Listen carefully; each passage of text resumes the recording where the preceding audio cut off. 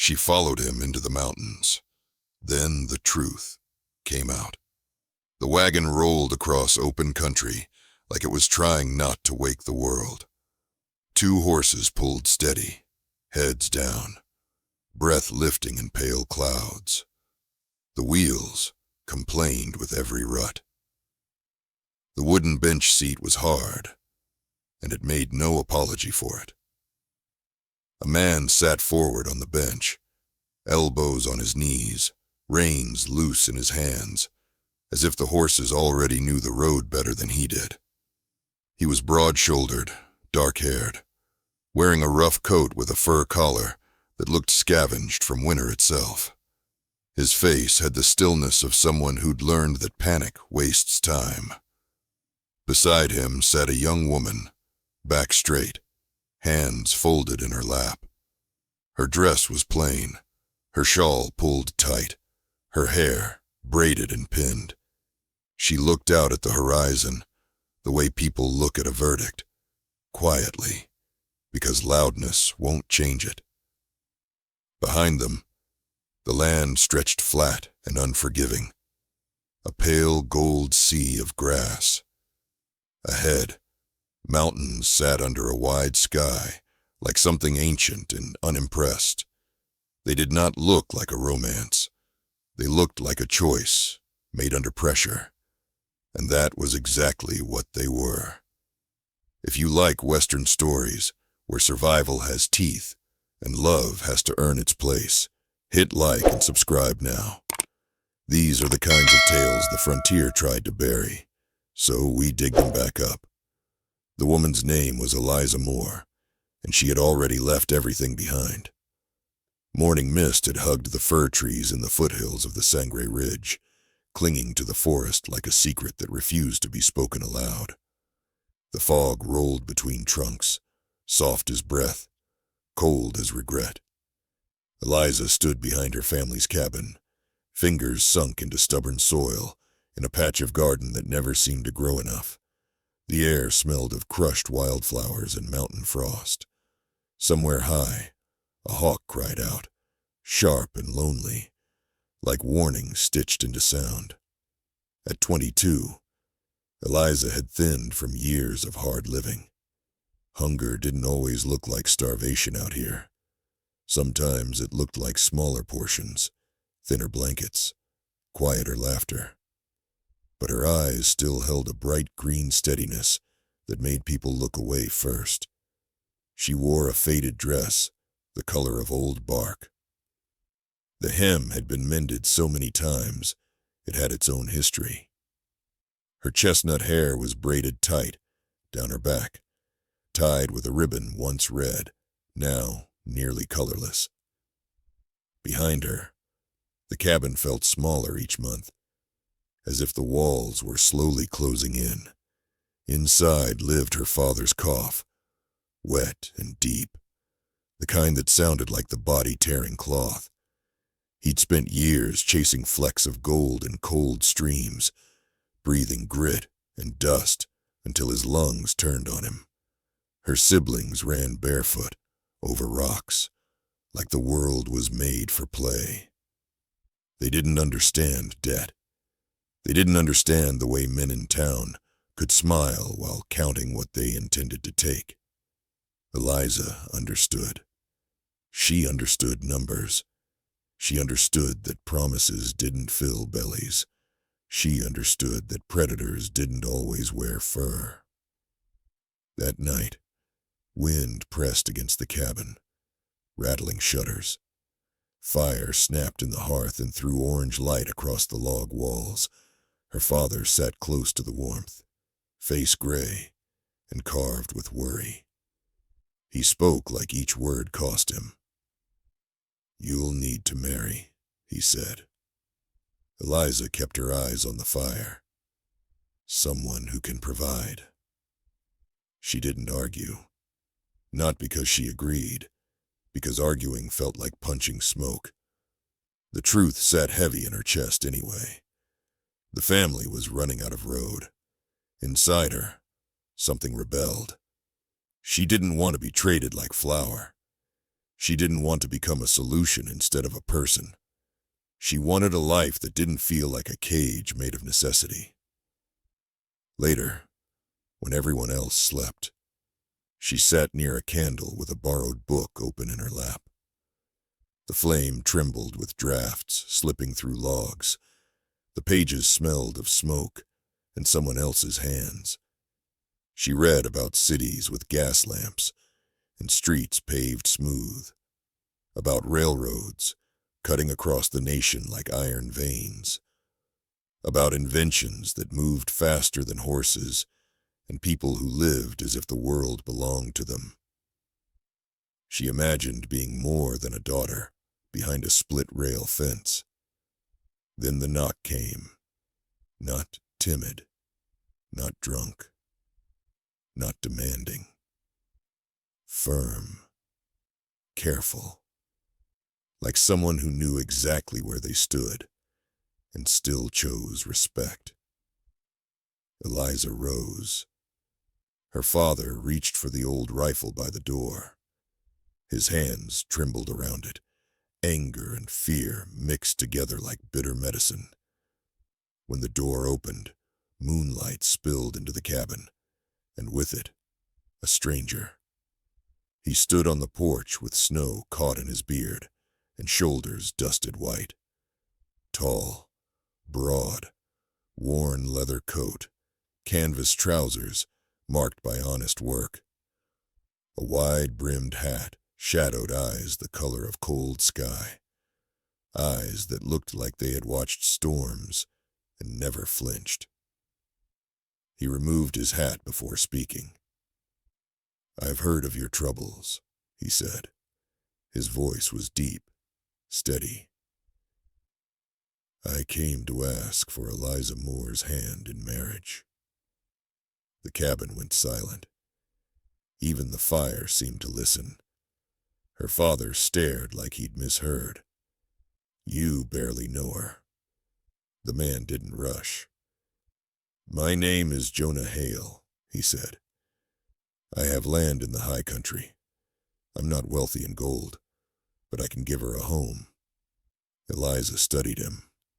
His clothes were plain, his hands rough, but there was something in his stillness that felt different from the men of Red Bluff.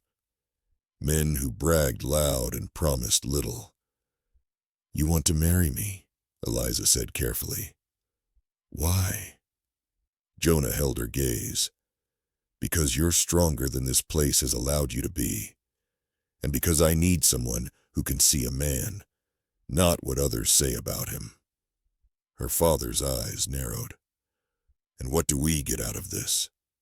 Jonah's jaw tightened, but he stayed calm. "I'll settle your debts. I'll make sure your family has enough for winter. And Eliza comes with me as my wife, only by her choice." Eliza felt her throat tighten. Debts. Winter. The words twisted around her ribs like rope. If she refused, her family could lose everything. If she accepted, she'd walk away from everything she'd ever known and follow a man she barely understood. The next days, Red Bluff buzzed like a disturbed nest. Women whispered after church. Men at the trading post watched Jonah like he was a coin they couldn't decide whether to trust. Some called him an opportunist. Others said he must be hiding something, because men didn't appear from the wilderness, offering help without wanting more. Eliza heard it all. Jonah came again, not with pressure but patience. They spoke on the porch under star-thick skies. He talked about timber and stone, about winter roads that killed careless men. He spoke of railroads, too, how they cut across the West, bringing money, people, change. "The world is moving," Jonah told her one night, as wind sighed through pines. "You can move with it, or be left behind." Eliza watched his face in starlight. He wasn't soft. He wasn't a dream. But he was steady, and his words made her feel like she had choices, even while life tried to corner her. Then the creditors arrived. Two men from Ironcliff City rode up like they owned the dirt. They spoke to her father with cold smiles and sharper voices. They listed numbers. They mentioned taking the claim, the cabin, even the mule if they had to. That evening, her father looked older than ever. "It's an honest offer," he said quietly. "Better than starvation. Better than the poorhouse." Eliza went up to her loft. One candle flickered beside the bed. The cracked mirror showed a young woman with tired eyes and a face that had carried too much for too long. She pressed her fingers to the ribbon in her braid and tried to steady her breathing. She thought of her siblings, thin and hungry. She thought of her father, coughing into his sleeve, pretending it was nothing. She thought of the book pages and the world beyond the ridge. She thought of Jonah's eyes, calm and unreadable, like deep water. At dawn, sunrise painted peaks, gold and crimson. Jonah waited beside a wagon loaded with modest supplies. Two horses stood patiently, steam rising from their nostrils. Her family gathered in the doorway, relief and sorrow braided together on their faces. Eliza swallowed hard. Her heart felt like it was being pulled in two directions at once. "I accept," she said. Jonah didn't boast. He didn't grin. He simply nodded as if honoring the weight of her choice. Then he offered his hand, firm, warm. Eliza climbed into the wagon. As the wheels creaked forward, Red Bluff fell behind them. The cabin shrank. The fences vanished. The trail narrowed into wilderness. The higher they climbed, the colder the air became. Pine forests thickened. The world turned quiet, except for hoofbeats and the steady groan of the wagon. Eliza wrapped her shawl tighter, but the chill wasn't only the mountain wind. It was the fear she carried inside. What waited at the end of this trail? A rough cabin buried in snow? A lonely life with a man she barely knew? A marriage built on survival instead of love? She glanced at Jonah. His eyes stayed forward, focused. But for a moment, his hand tightened on the reins, and she saw it. Something hidden. Not shame. Not doubt. Purpose. As the trail climbed toward the clouds, Eliza realized she had not just married a mountain man. She had stepped into a story she did not understand yet. 3 days passed in a rhythm of cold mornings and quieter nights. The wilderness had its own language. Wind moving through needles, distant cracks of shifting ice, the hush of snow falling like the world lowering its voice. Jonah built fires with quick hands, speaking little. When he did speak, it was practical. Water sources, terrain, weather.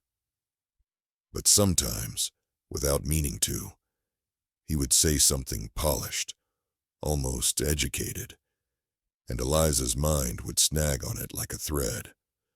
Once she mentioned a book passage about engines and industry. Jonah replied with a sentence so clean and precise, it sounded borrowed from a lecture hall. Eliza stared at him. Jonah's gaze stayed on the flames. "My mother liked books," he said simply. It wasn't an answer.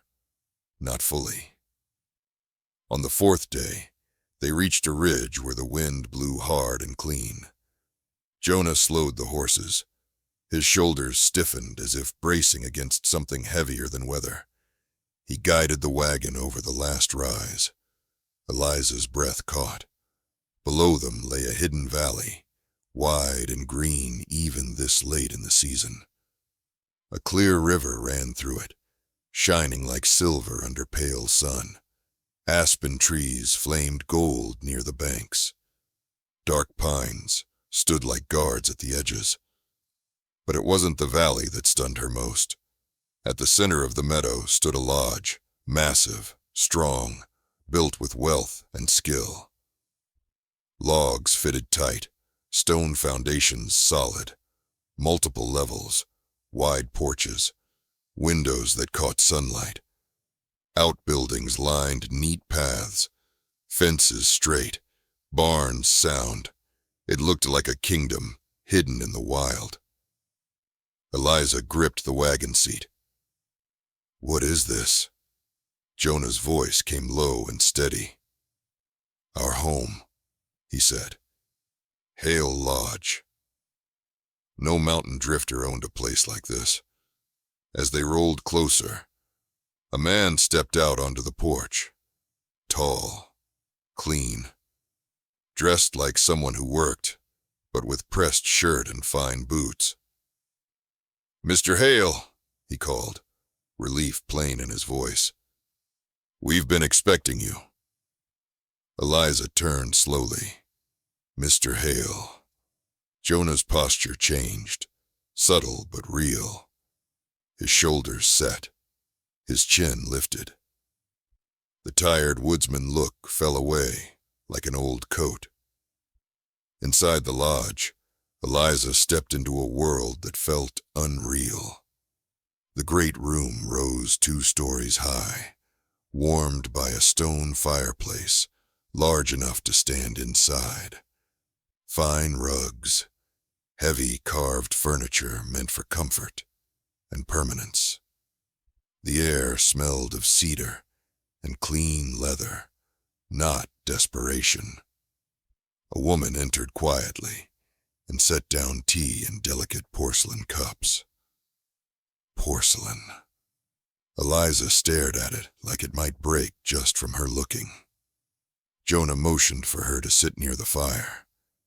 He stood for a moment with his hands open at his sides, uncertain where to put them, as if he didn't know how to be a husband in a room like this.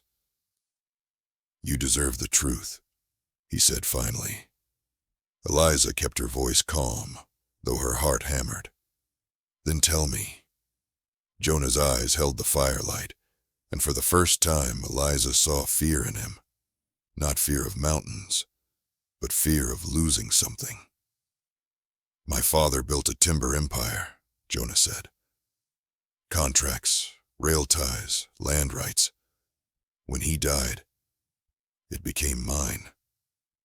Eliza blinked, mind racing backward through every quiet pause and careful word. "Why hide it?" she asked. Jonah stared into the flames. "Because people don't see a man when there's money. They see a prize, a target. I needed to know if someone could choose me without any of that." Eliza's throat tightened. She had married him to save her family. Yes, but she had also felt something real in him, something steady. Now, she couldn't tell where truth ended and disguise began. Before she could speak again, the front doors opened sharply. A woman walked in, like she owned the house. Around 45, deep blue traveling dress, expensive and sharp. Dark hair pulled back tight.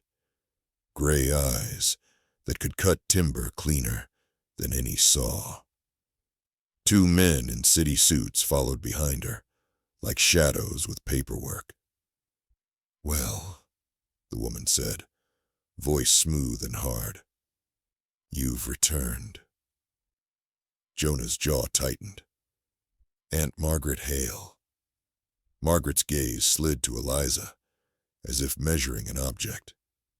"And you brought company." "This is Eliza," Jonah said. "My wife." Margaret's smile didn't reach her eyes. "Your wife," she repeated. tasting the word like it was suspicious. She stepped closer, the men behind her unfolding documents like wings. "The board has voted," Margaret said. "Your Wilderness Act has gone on long enough. Contracts are waiting. Development plans are waiting. We have an offer that could triple holdings." Eliza felt the room change. The fire still burned, but danger had entered wearing perfume and certainty. Margaret's eyes returned to Eliza. "And any irregular decisions made during your rustic phase must be reconsidered. Stability matters, reputation, connections." Eliza understood the blade beneath the silk. Jonah's voice snapped quiet and sharp. "My marriage stands." Margaret's smile sharpened. "We'll see how long it survives Ironcliff society." That night, Eliza lay awake in a bedroom too soft, too quiet. Moonlight lay on snow outside. The lodge felt beautiful, but already it was starting to feel like a cage with polished bars. In the morning, Eliza wandered the hall and heard voices behind a half-open door. "She is unsuitable," Margaret said, low and crisp. "No name, no dowry, no training. The women in Ironcliff will tear her apart." Jonah's voice answered tight with anger. "I won't trade her like property." "Sentiment will ruin you," Margaret replied. "You will lose everything your father built." Eliza could have backed away, could have swallowed it like she'd swallowed so many things. Instead, she knocked once on the doorframe and stepped inside. The room fell silent. Margaret turned, surprised, then amused. "Oh," she said softly. "The girl speaks." Eliza's hands trembled, but her voice stayed steady. "It seems my marriage is being judged," she said, "so I'll speak for myself." Margaret lifted her chin. "This is business." "If it was only business," Eliza said, "you wouldn't be talking about me like I'm a stain." Jonah's eyes fixed on Eliza. Surprise warmed them like firelight. Margaret's expression cooled. "Then we will test you. Governor Arden Pierce holds a reception in Ironcliff City next week. Attend with Jonah. Let society decide what you are." After Margaret left, the silence between Jonah and Eliza felt heavy, but not empty. It carried truth. "You don't have to face them," Jonah said quietly.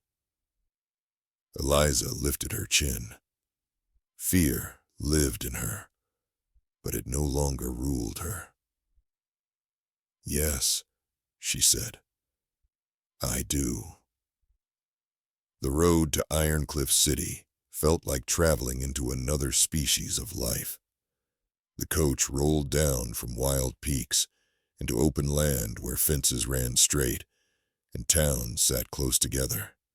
Eliza watched the mountains fade behind them and felt both loss and strength. Up there, wind didn't care who was rich. Down here, people did. Ironcliff City appeared like a machine learning to breathe. Brick and timber jammed together. Streets full of wagons, telegraph wires strung overhead like thin spiderwebs carrying words faster than horses ever could. They stopped at the Ashford Grand Hotel, tall and polished, gaslight glowing warm against stone. Eliza stepped down beside Jonah. Her boots met clean pavement instead of dirt.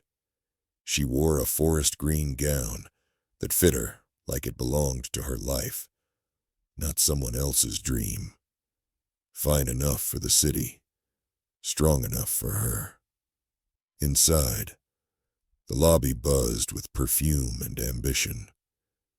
Men laughed like they owned the future. Women in silk looked Eliza up and down, as if measuring her worth with their eyes. Eliza held her head steady, though her heart beat hard. Jonah leaned close. "They see surface," he murmured. "You see truth." Eliza nodded once. She didn't know all the rules here, but she knew how to survive. She had survived hunger, fear, winters that tried to kill. She would survive this too. The ballroom glowed with chandeliers and mirrored walls. Music floated through the air, soft and smooth, hiding sharp conversations underneath. When Eliza entered on Jonah's arm, heads turned like a wave. Whispers ran through the room, cold fingers trailing her. Margaret appeared quickly, dressed in deep burgundy, with beads that caught light like small teeth. Perfect posture, perfect smile, a weapon wrapped in elegance. Beside her stood a silver-haired man with a hard grin. "This is Charles Whitmore," Margaret said sweetly. "Colorado Mountain Development Company." Whitmore's eyes skimmed Eliza, as if she were a chair placed in the wrong room. "Mrs. Hale," he said, "surely you understand the value of development. Jobs, prosperity, progress." Eliza heard the trap. He wanted her to agree like a quiet wife, then smile at her own small thinking. The room listened. Margaret waited for a mistake. Eliza didn't give one. "I understand prosperity," Eliza said. "My family lived without it, but I also understand mountains." Whitmore's smile tightened. Eliza continued, calm as snowfall. "Have you walked the high country after a clear cut? Seen spring water turn brown? Watched a creek change its path because men thought trees were only numbers? Have you watched an avalanche take down timber like matchsticks?" Whitmore's voice sharpened. "Business plans are made with numbers, not stories." Eliza nodded as if he'd proved her point. "Then your numbers should include what mountains do when pushed too hard. The land always collects its debt." A murmur passed through nearby guests. Not laughter, interest. Before Whitmore could answer, another man stepped forward with a politician's smile. "Mrs. Hale," he said warmly, "I've been hoping to meet you. Governor Arden Pierce." Margaret went still. The governor shook Eliza's hand like she mattered. "Jonah speaks highly of your understanding of mountain communities. We need voices like yours if Ironcliff is to grow without destroying what feeds it." Whitmore's face changed. Margaret's fingers tightened on her fan. Eliza felt the shift like a door opening. She spoke carefully. Simple words, firm truth. She talked about winter roads and timber crews, about families who deserved safety, about building profit that lasted instead of profit that burned the future to stay warm for one night. Margaret tried to steer the conversation back under her control, but it slipped away from her like sewond. Then another woman entered, bright as jewelry, confident as inheritance. Vivian Calder, daughter of a railroad magnate. Blonde hair pinned perfectly. Silk so expensive, it looked unreal. She walked straight to Jonah as if she belonged there. "Jonah," Vivian said, offering her gloved hand. "Father hoped you'd reconsider our rail contract." Then she looked at Eliza with a polite smile that held no warmth. "And you must be the little mountain wife everyone's whispering about." Eliza felt heat rise, but didn't let it show. Anger used poorly was a gift to an enemy. "It's nice to meet you," Eliza said gently. "Railroads do change places forever. The question is whether they change them for the people living there, or only for the people collecting money." Vivian blinked, thrown off balance. Eliza turned slightly toward the governor, voice calm. "Governor, you mentioned watershed protection proposals. If those pass, it will affect where rail lines can be built safely. I'd like to hear your thoughts." In one smooth move, Eliza dragged the conversation out of gossip and into policy. The men followed because power always follows what matters. Vivian was left holding her perfect smile, with less air to breathe. Margaret watched all of it, and something desperate began building behind her eyes. Near the end of the night, when the orchestra softened and the crowd thinned, Margaret made her move. She returned with an older man, carrying a leather folder. "Jonah," Margaret said brightly, too brightly. "Meet Judge Eliza Moreland. He's reviewed certain family documents." The judge opened the folder slowly, like he enjoyed the moment. "Mr. Hale," he said, "your father's will includes provisions requiring board approval for any marriage affecting the company's legal standing. The board has voted your union was formed without proper notice. The legality is questionable." Eliza's stomach went cold. This wasn't insult now. It was a knife aimed at her marriage. Guests pretended not to listen, but their eyes were fixed on the scene. Margaret stood very still, ready to watch Eliza fold. Eliza took a slow breath and stepped forward. "May I see it?" she asked. Judge Moreland handed the document with faint amusement. Eliza read carefully. She didn't rush. She had learned to read deeds when her father couldn't. She had learned that one wrong line could ruin a family. The room held its breath while she studied the paper. Then she looked up.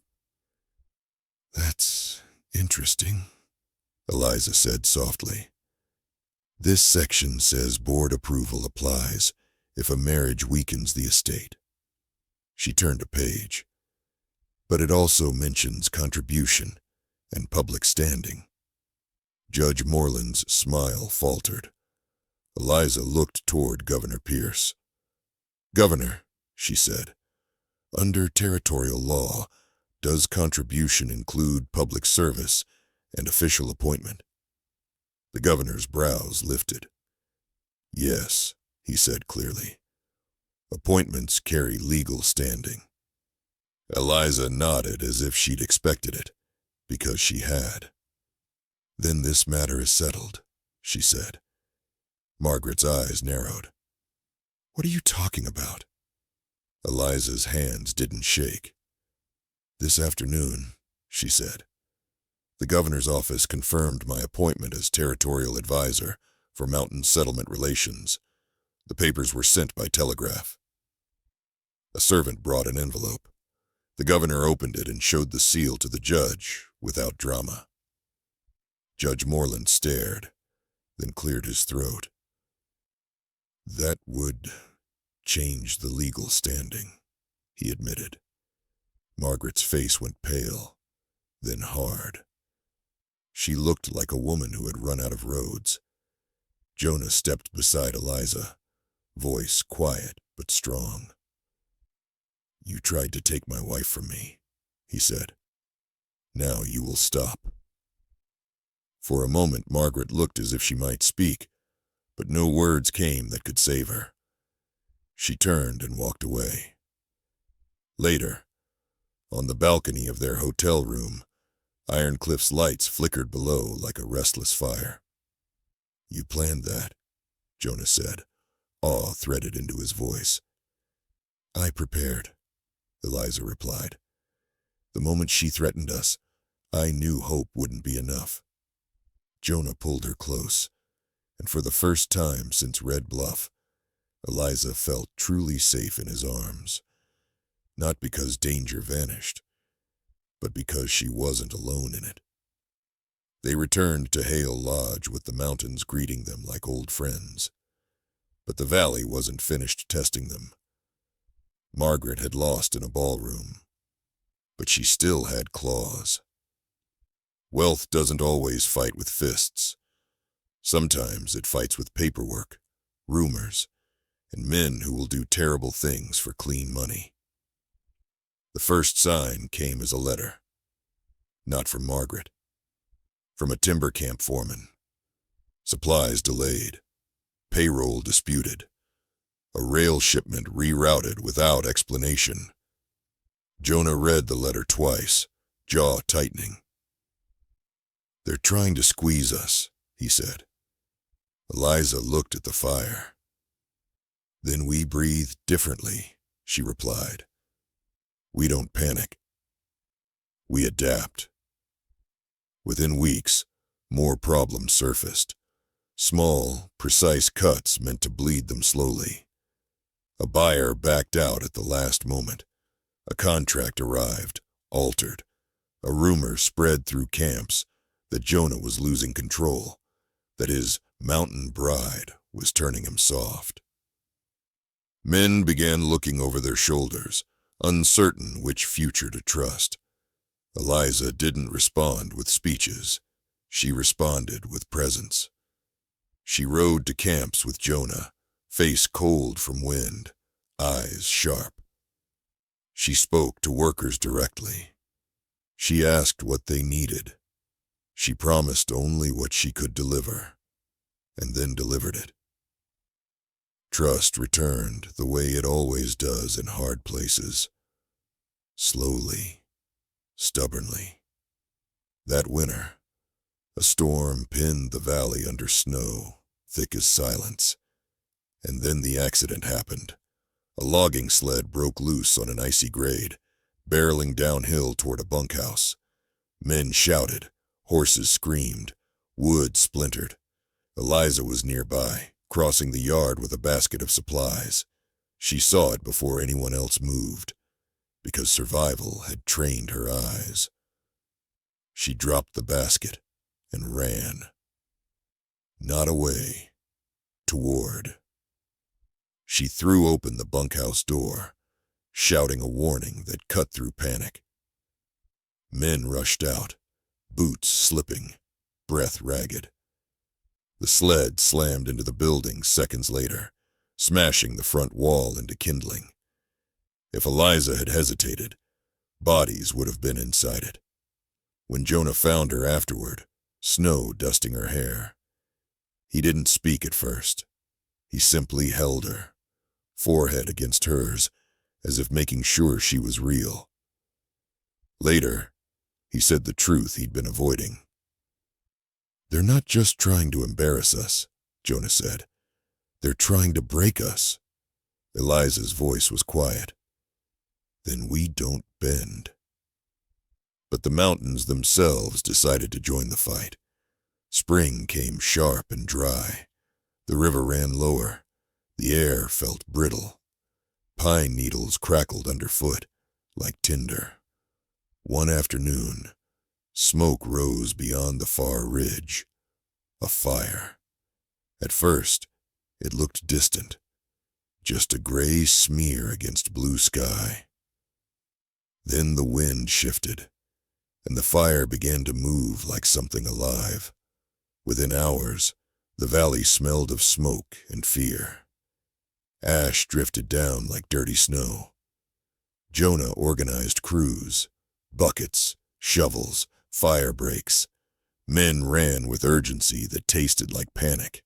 Eliza moved through it all like a steady hand. She sent children and elders to the riverbank. She set up triage for burns and smoke sickness. She ordered wet blankets hung along the lodge walls, and then she did something unexpected. She rode out toward the advancing smoke line. Jonah caught her at the stable, grabbing her arm. Eliza, no. She looked at him, calm but fierce. If this valley burns, everything we built becomes ash, she said. I won't stand on the porch and pray while other men fight. He stared at her as if seeing her again for the first time. Then he nodded once. I'm coming, he said. They rode into a world turned orange. Flames crawled up hillsides, devouring brush, leaping from tree to tree. The wind roared like a beast. Heat pressed against skin even at distance. They found a line of pines where the fire would jump the ridge if it reached them. Cut here! Eliza shouted over the roar. Drop them! Make it wide! Axes bit into wood. Men moved with desperation and discipline. Then, through smoke, Eliza saw something that chilled her deeper than fire. A man on horseback near the tree line, not one of theirs. He wasn't fighting the fire. He was watching it, waiting. Eliza narrowed her eyes and urged her horse forward. The rider turned and fled. Jonah followed, faster. They chased the stranger through smoke and into sparse timber until the rider's horse stumbled in uneven ground. The man fell, scrambling, trying to reach for something at his belt. Jonah had him pinned in seconds. The man's face was soot-streaked, eyes wild. Who sent you? Jonah growled. The man laughed, a thin, terrified sound. It wasn't supposed to get this big, he said. Eliza felt her stomach drop. The man turned his eyes toward her. They said the lodge needed an accident, he whispered. Said the board would take over if you two couldn't hold it. Jonah's face went stone. Eliza's voice was ice. Margaret. The man didn't answer. He didn't have to. They dragged him back, delivered him to the sheriff at the nearest township when the passes cleared days later. Paperwork began. Investigations followed. But in the West, justice often walked slow. Fire, however, didn't wait. They fought for 2 days, 2 nights. Finally, a change in wind pushed the flames away toward barren rock, where it starved and died, leaving black scars across the ridge. Hale Lodge still stood, but the valley looked wounded. When the last smoke thinned, people gathered near the river. Faces streaked with ash, eyes red from exhaustion. Jonah stood among them, shoulders heavy. Eliza stepped forward. She didn't give a grand speech. She simply said, This land tried to burn. People tried to steal it, but we're still here. The crowd didn't cheer. They didn't need to. They went back to work. That was the West's version of applause. Summer returned with green stubbornness. Grass grew back in patches. Aspen leaves trembled bright again. The valley healed the way it always did, quietly, without asking for permission. And in the middle of that hard-earned peace, Eliza discovered she was pregnant. The news didn't arrive with celebration. It arrived with stillness. One morning, she sat alone by the window, hands resting on her stomach, listening to birdsong as if it might tell her what kind of mother she would be. She had never seen a future long enough to imagine children in it. When Jonah found out, he didn't speak at first. His throat worked, and Eliza saw something soften in him that had been armored for years. He kissed her forehead like a promise. That winter, the baby came early. A storm pinned the valley under snow and wind that screamed through pines like warnings. The doctor couldn't reach them. The midwife arrived hours late, half frozen, hands shaking but determined. Eliza labored through the night, sweat and pain and fear mixing into something raw and ancient. Jonah stayed near, helpless, holding her hand like he could anchor her to life by grip alone. At dawn, as the first pale light washed over the mountains, a cry finally broke the room's silence. A daughter. Small, furious, alive. Eliza wept, not delicate tears, but the kind that shook her whole body, like something that had been locked inside, finally escaping. They named her Clara. When Jonah held the baby, his eyes glassed over. He looked out the window at the storm, then back to Eliza. "I tried to hide from my own life," he admitted quietly. "And you walked into it and made it honest." Eliza's voice was tired, but steady. "You gave me a door," she said. "I chose to walk through it." Years passed, like seasons do. Slowly, when you live them. Quickly, when you look back. Hale Lodge became more than a rich man's estate in a hidden valley. It became a place people came to for fairness. A schoolhouse was built where children learned letters and numbers instead of only labor. A rotating doctor began visiting monthly, then twice a month. Workers' housing improved. Crews were rotated so men didn't die young from exhaustion and accidents. Eliza didn't do it for praise. Praise didn't keep people warm. She did it because she remembered hunger like a ghost in her bones. Margaret's influence faded, not because she stopped trying, but because the world changed around her. Investors began seeing profit in sustainability and stability. The governor's office took interest in valley models. Jonah's leadership, once questioned, became respected. Margaret wrote one final letter. It arrived in spring, sealed in expensive wax. Eliza read it by the fire. It was not an apology. Margaret didn't have that kind of humility. It was an acknowledgement, cold but real, that Eliza had survived what Margaret intended to crush her with. Eliza folded the letter and placed it into the flames, watched it curl, watched it turn to ash. Some things deserve to be burned. One evening, years later, Clara, now old enough to run through fields and ask endless questions, played near the porch while Jonah repaired a harness. Eliza sat watching, a cup of tea cooling in her hands. Jonah glanced up. "Do you ever miss it?" he asked. "Red Bluff." Eliza's eyes moved to the mountains. The wind slid through pine needles like a whisper. She thought of the old cabin, the cold garden soil, her father's cough, the creditors, the feeling of being trapped inside a life that didn't ask what she wanted. She shook her head slowly. "I don't miss it," she said, "but I don't forget it." Jonah nodded. Because forgetting was a luxury the frontier rarely allowed.